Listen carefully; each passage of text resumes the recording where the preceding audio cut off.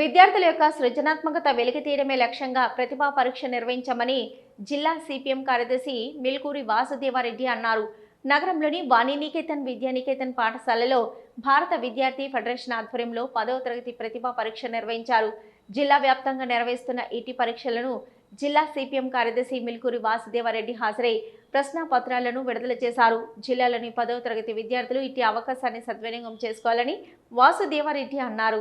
SFI ఆధ్వర్యంలో గత 20 సంవత్సరాలుగా చుక్కా రామయ్య అధ్యక్షతన ఈ పరీక్షలు జరుగుతున్నాయని గుర్తు చేశారు.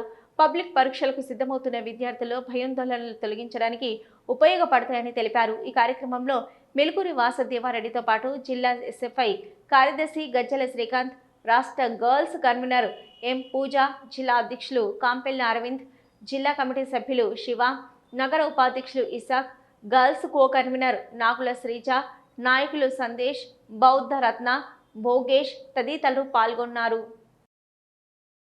భారత విద్యార్థి ఫెడరేషన్ ఎస్ఎఫ్ఐ జిల్లా కమిటీ ఆధ్వర్యంలో ఈరోజు ఎస్ఎఫ్ఐ మోడల్ టెస్ట్ పేపర్ను ఆవిష్కరించడం జరిగింది. జిల్లా వ్యాప్తంగా 10వ తరగతి విద్యార్థులందరూ కూడా ఈ అవకాశాన్ని వినియోగించుకోవాలని చెప్పేసి కోరుతాము.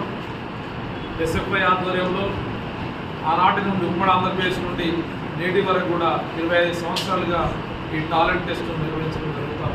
ఇది విద్యార్థులకు ఉపయోగకరంగా. ఈరోజు భారత విద్యార్థి ఫెడరేషన్ ఎస్ఎఫ్ఐ కరీంనగర్ జిల్లా కమిటీగా జిల్లా వ్యాప్తంగా దాదాపు 40 సెంటర్లుగా 3000 మంది విద్యార్థులతోని ఎస్ఎఫ్ఐ ప్రతిభా పరీక్ష నిర్వహించడం జరుగుతుంది. ఏదైతే ఫైనల్ ఎగ్జామ్ పోయే విద్యార్థులు వాళ్ళు సృజనాత్మకతను వెలికి తీయడం కోసం ఒక 20 సంవత్సరాలకు వెళ్ళి చుక్క రామయ్య గారు, అదేవిధంగా నర్సిరెడ్డి గారి ఆధ్వర్యంలో అధ్యక్ష నిర్వహించే ఈ టాలెంట్ టెస్ట్కు పాఠశాల ఇన్ఛార్జీలతో చాలా విశేష స్పందన లభిస్తూ ఉంది.